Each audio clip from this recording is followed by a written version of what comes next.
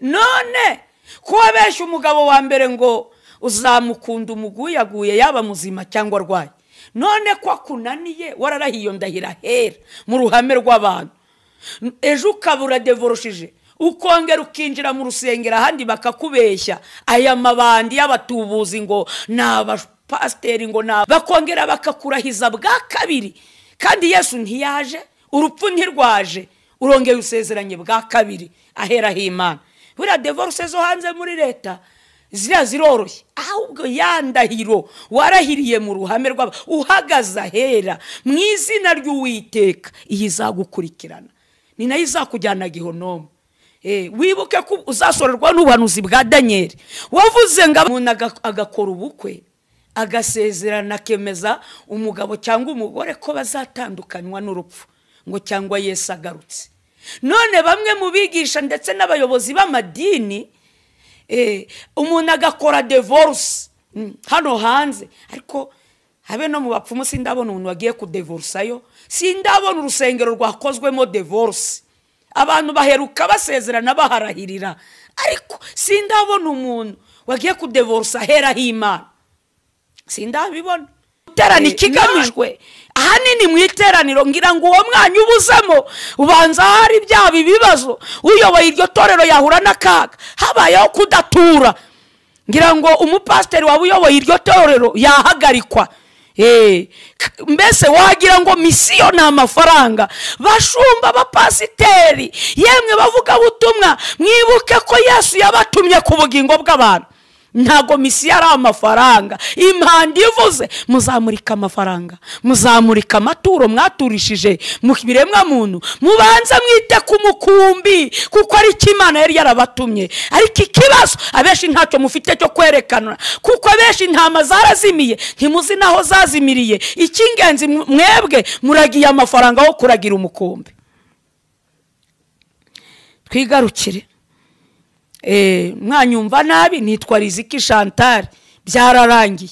Amerika, Afrika, Uburayi, Imana irabibona nk'agatonyanga kari mu kibido, nukwiriye kuza kagatonyanga mu maso y'Imana. Afrika yose harimo ibi bihugu byose, Imana irayabona nk'agatonyanga kari mu kibindi. Niba Imana iri kubona amahanga, Amerika ari nk'agatonyanga, ikabona Uburayi ari agatonyanga, wewe uri umuntu urumva uri iki? Urumva washyika no kuvamo akaguru k'urushishi? Uri umusore ngo uri igayi, ngo uri generali, ngo uri major, urumva wavamo n'akaguru k'urushishi mu maso y'Imana? Niba amahanga yose iyabona nk'igitonyanga mu kibindi.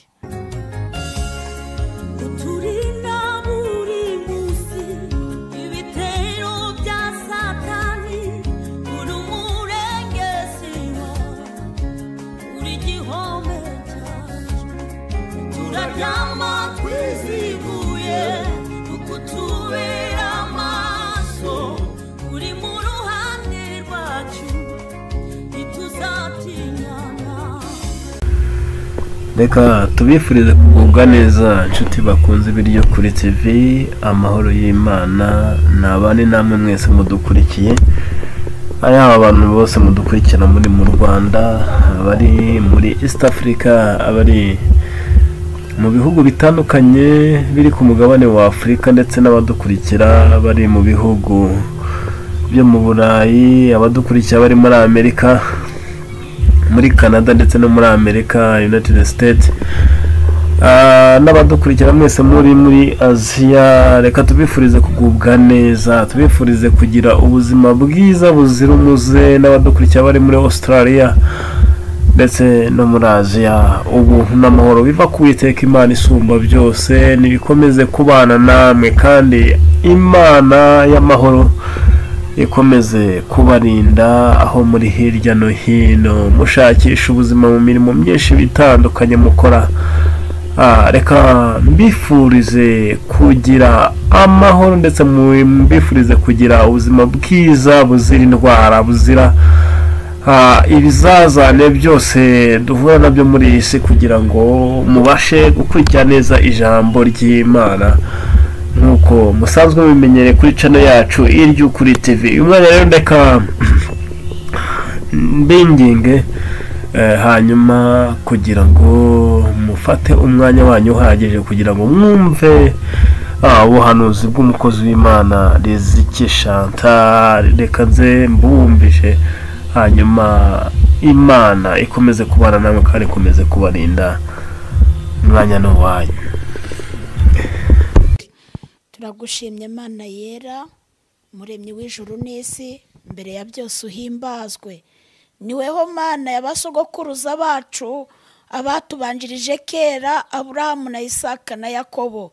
Ni wowe Mana iteye ubwoba, ni ukuri mu byaremwe byose. Niweho Mana yonyine iba mu ijuru, ibigirwa Mana byose biba hano ku isi. Niweho Mana y'imbaraga nyinshi. Umuja wawe ndagushimye ko wemeye ko nongera kugaruka kuri uyu murongo. Uwera wa Isiraheli uhimbazwe. None rero Data mwiza, ndakwinginze ngewe Riziki wambaye kubora no gupfa, ndakwinginze kugira ngo Data ibyo washimye ko mbivuga biciye muri aka kanwa kanjye, nemerera mbwa agasambu kandagireho kugira ngo ugire icyo ubwira abatuye isi, abanyumva bose. Mwami Imana, iri jambo rigiraho ribakura kandi rigire naho ribageza. Urakoze. Uwo meje ni Satani, mwuje imyuka mibi igose ikirere. Unyemerere ubwami bw'Imana burushaho kururuka hano mu isi, abagiye kumvira ijambo rigira icyo rihindura mu mitima yabo. Urakoze kubyumvishije, urokora ubugingo bwa benshi kugira ngo kuri wa musi hatazabaho gukorwa n'isoni. Ni mu izina rya Yesu Kristo, amen. Ndagira ngo tuanze dusome ijambo ry'Imana, ubundi turivugeho icyo umwuka ashima kubwira abatuye isi. Ni ijambo riboneka muri Yesaya ibice 40 ku murongo wa 12. Hari umutwe w'amagambo uravuga ngo uburyo Imana ikomeye. Uburyo Imana ikomeye. Ku murongo wa 12 aravuga ngo ninde wigeze kugera amazi y'inyanja ku rushyi, akageresha ijuru intambwe z'intoki ze, akabona indengo yajyamo umukungugu wo ku isi, agashyira imisozi mu gipimo n'udusozi akatugera mu minzani. Ninde wigeze kugenzura umwuka w'Uwiteka akamuhugura nk'uwugira inama? Ninde yigeze kugisha inama, kandi ninde wigeze kumwigisha akamwereka uburyo bwo guca imanza zitabera, akamwigisha ubwenge, akamuha uburyo bwo kwitegereza? Dore amahanga ameze nk'igitonyanga kiri mu kibindi, agereranywa n'umukungugu ufashe ku minzani. Dore aterura ibirwa nk'uterura akantu gato cyane. I Lebanoni ntihaba inkwi zo gucana zihagije, kandi n'inyamaswa zaho ntizashyika kuba igitambo cyoswa. Mu maso ye amahanga yose ni nk'ubusa, kuri we abarwa nk'ubusa ndetse hanyuma y'ubusa. Amen. Mwakire neza ijambo ry'Imana. Ijambo riratubwiye umutwe w'amagambo ngo uburyo Imana ikomeye. Ntabwo bavuze ngo uburyo general akomeye, nubwo ari umusirikare mu rwego rwa gisirikare.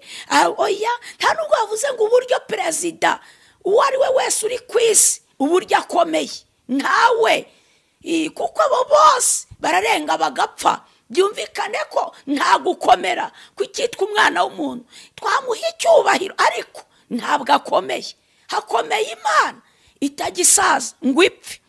Nabonye ejo bundi duterwa n'indwara ibicurane, inkorora n'ibicurane, korona. Twese twambara agapfukamunwa, yewe nabo twita ko bakomeye, bamwe bagenda bafite ayo mapeti, nabo batinya inkorora n'ibicurane, bajya kwihisha. Byumvikane ko badakomeye, baroroshye.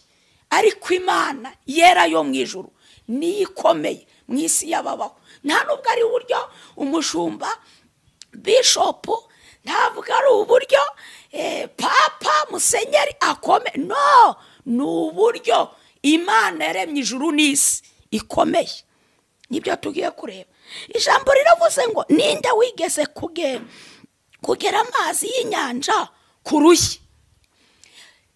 ninde kuri iyi si tujya twumva n'abamaji, abantu b'abamaji babasha kuba bavuga ngo bakoze ibisa n'ibitangaza, ariko hari igitangaza cyakozwe, imana isatura inyanja mu gihe cya Egiputa, yambutse abisiraheli ibakura muri Egiputa.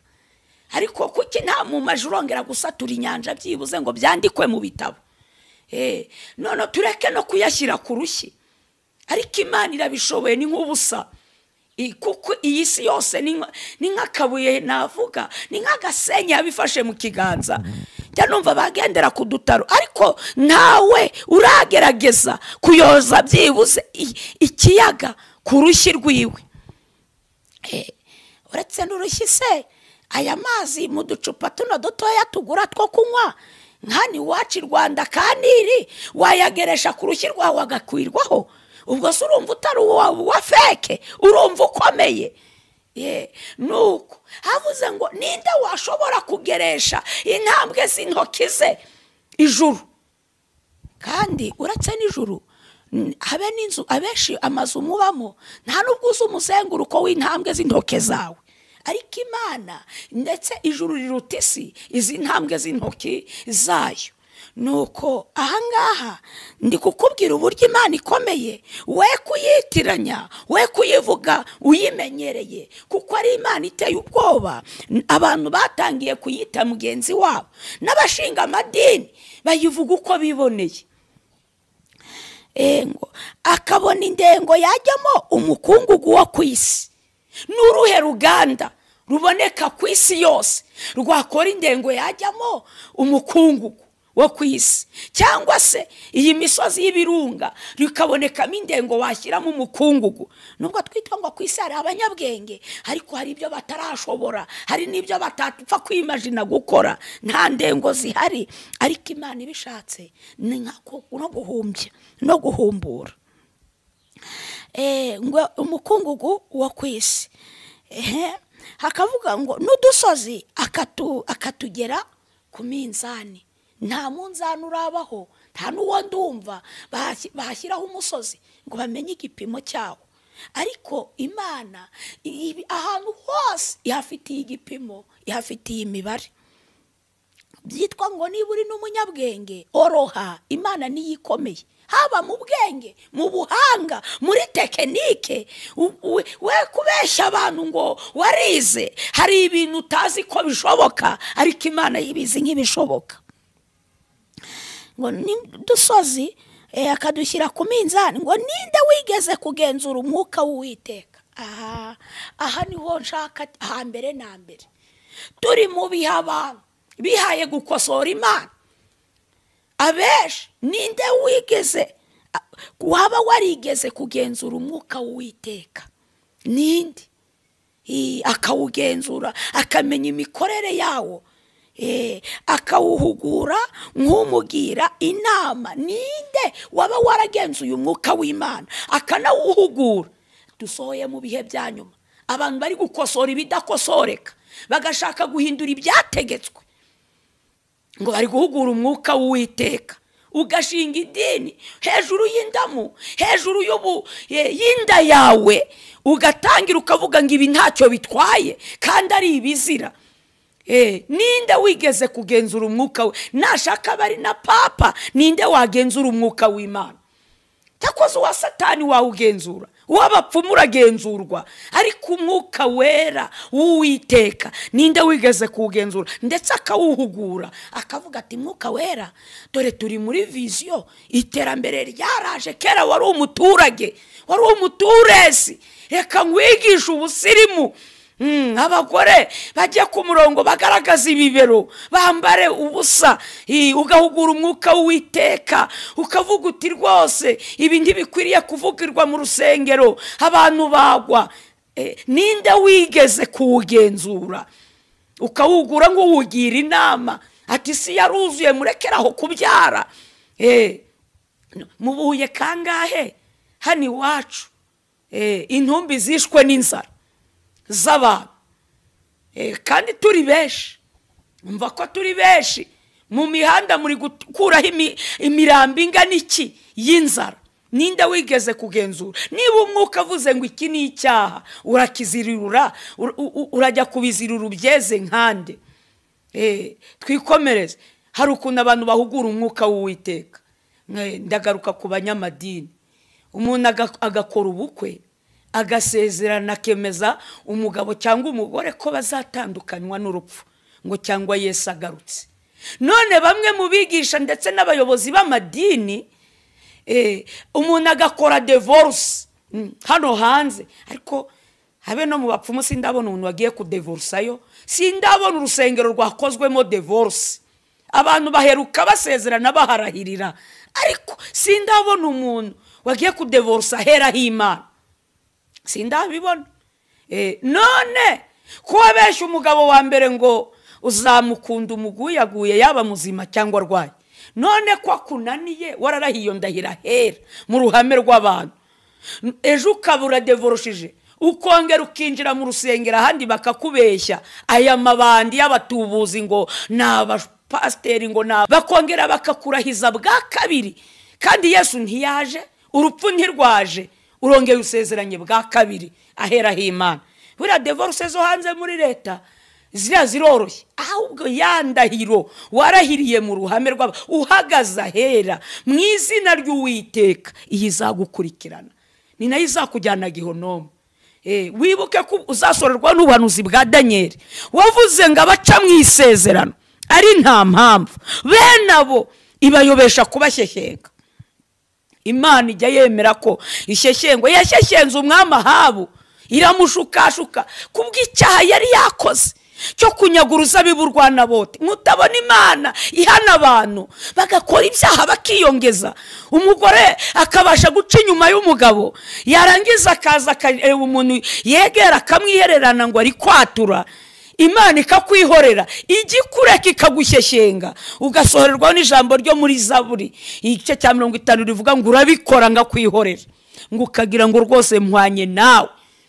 Muri aha hantu kuvuga ngo urabikora, ndabwira abantu babasha kwibisha bitwa abanyabwenge, amakaramu mwibisha ikaramu ngo mwarize, kandi waramenye Imana, warageze mu mazi menshi ukiha kwifatira abantu ukiba mu mpapuro mu mamashini ukiba.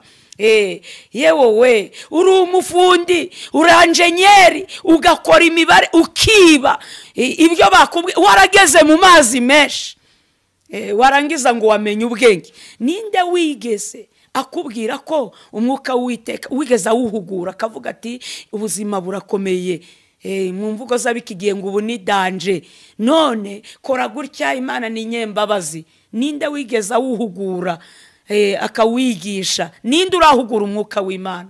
Mwabagore mwe baba Pentekote muri kudefiriza, ninde wigeze ababwira ngo kera mwari abaturaga ubu ni muba abasirimu? Umwuka wera yasanze kera mwari abaturesi ubu ni muba abasirimu, maze bigatuma mukora ibyo mwishakiye mugashyiraho ibisuko. Uko Imana yabaremye irakuzi, ibindi uri gushyiraho byose wateraho ingohe uri guhugura umwuka w'Uwiteka. Sinzi ukuntu uri umuhanga muri iyi si, sinzi n'ukuntu uteye wowe utashobora kumenya ibipimo by'imisozi, ntubashe kubona indengo yajyamo umukungugu wo ku isi. Sinzi ukuntu wagerageza noneho guhugura umwuka w'Uwiteka. Twikomereze. Ninde wigeze kugisha inama, kandi ninde wigeze kumwigisha akamwereka uburyo bwo guca imanza zitabera? Ni nabyo byinshi itorero kera umwuka w'Imana abantu barasengaga banashwana no mu makorari bakegera bagafata ibihe umwuka w'Imana akabereka bari mu manyanga. Twagiye tubona abantu Imana ikiza ikabacira imanza, zitabera ndetse ikagaragaza abafite ibyaha ari imanza zakagombye no kubajyana mu nkiko.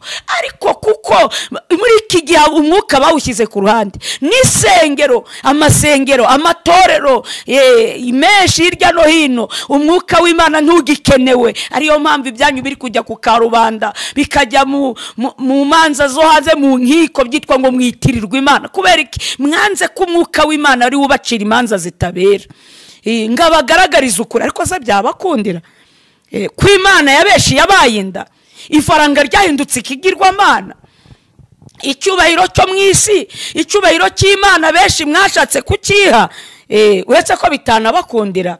Nuko ninde washobora guca imanza zitabera? Hari igihe Imana yashimye ko tujya guca urubanza, badufashe ahantu twagiye gusenga, turi abakozi b'Imana, tujyanwa ku karere kugira ngo Imana iyatubwiye ngo ngiye kubereka ko nimunkiranukira muzaca imanza zitabera. Itujyana ahantu mu kudufunga, nuko bamwe buzura umwuka, bagira ibyo batangira gusobanurira abayobozi, bababwira iby'umwuka, ibyaha byabo bari bazi. Muri make reka wenda ntusheho, baratanga ati burya haracyariho abahanuzi. Nihuse bwarake haba inama, Imana ishima kudukoreshamo ibikomeye ntiriwe ndondora. Ariko noneho bituma na meya w'akarere aho hantu atangara. Noneho mubo twari turi kumwe baravuga ati hano hari urubanza rwananiranye rw'umugore n'umugabo, mubazane mubegereza abakozi b'Imana baruce. No bisora kubintu Imana yari yatubwiye muri iryo joro twaraye dusenga. Noneho twicaye mu ntebe, murabiza abagore bakunze kugira tekinike, aza ari kwiriza, ari kwiririshwa. Uwa mbere muri twaravuga ati mada bucecetse, bucecetse. Umugore araceceka, arangije abwira umugabo ati wa mugabo we uratuzi? Umugabo ati oya. Wa mugore we hari aho utuzi? Ati oya. Ati cyambere wewe n'uyu mugabo ntimubyaranye kane? Ati rwose. Umugabo ntiyagutaye mubyaranye kane, umugore wa kabiri wa mugabo ubu ntago umugore wa kabiri ari ku mwana w'uruhinja wa kabiri abyaye. Ati aravuga tumva rero wa mugabo we kera ukiri umusore wigeze gukorera Imana, unezeza Imana, uri umusore ikwemerera isezerano ry'ubugingo. Yemwe abatuye isi, yemwe banyamadini, isezerano rihatsa yandi masezerano aruta yose iby'amazu n'amamodoka n'indege n'inganda, n'ubugingo buhoraho. Ayandi yose ni ibikenyeri.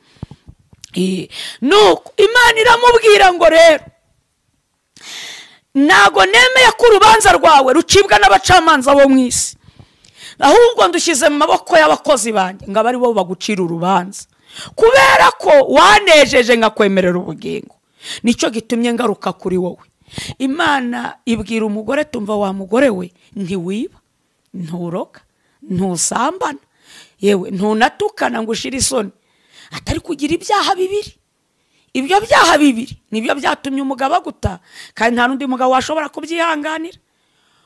Ari meya ati umugore utiba, ntaroge, ntasambane, ntatukane, ibyaha yakora umugabo ntashobore kubyihanganira nibi. Hari na komanda, cyo hari n'abadepite babiri bahagaze. Ubwo uwacu aravuga tumva nubwo namwe muri abayobozi ibyo byaha bibiri ntimwabishobora, ni kandi namwe ndabiza abanteza amatwi mufite amatsiko kumenya ibyo byaha ibyo ari byo. Umugore utiba, ntasambane, ntaroge, ntatukane, ariko ibyo byaha bibiri bikamusenyera. Reka bari byo mbabwira rero, kandi mbonera no kubwira abagore kugira ngo bamenye ko hari utuntu tubasenyera. Bajya no mu rukiko abacamanza ntibabihe imbaraga, ariko mu maso y'Imana burya nabyo bifite imbaraga. Satana binyura mu rugo rwawe rugasenyuka. Icyaha cya mbere aramubwira tumva wa mugore, icyaha cya mbere uri umunyamwanda. Aramubwira tujya guhinga, wamara guhinga ugahungura amaguru ugateka, mbese ukajya gushaka ibyo kurya, udukwe amazi, nimugoroba wajya kuryama ugahungura amaguru ukaryama utoze. Umugabo uko ubivuze uko, ati buretse, ati kandi ku cyumweru ukaraba mu maso, ku maboko no ku maguru, warangiza ukajya mu materaniro. Umugabo ati mumbazirize igihe yaba amaze mu gihe twabyaranye kane inshuro yaba yariyuhagiye umubiri wose. Mboneyo kubwira abagore hirya no hino mu byaro mu biturage batajya biyuhagira ngo bakore kwiyuhagira umubiri wose. Uzirikane ko umwanda wagusenyera wa mugore we. Se ntibiteye isoni kuba icyumba uraramo gitatswe ari indagangurirwa zagiteguye, kandi uri umugore ukijijwe w'umukristo? Ntibyaba ari ikimwaro? Yemwe ndabwira abo mu byaro dukunze kwigisha abo mu mugi gusa, ariko no mu byaro Satani ajya harika. Rimwe na rimwe abagabo bagatoroka ingo zabo bakahungira mu migi bahunze imyanda, ugasanga wa mwanda w'umwana wo kumukorera isuku uraruzuza nko mwibase upfunda munsi y'igitanda, ugasanga icyumba gifite umubavu uteye ubwoba.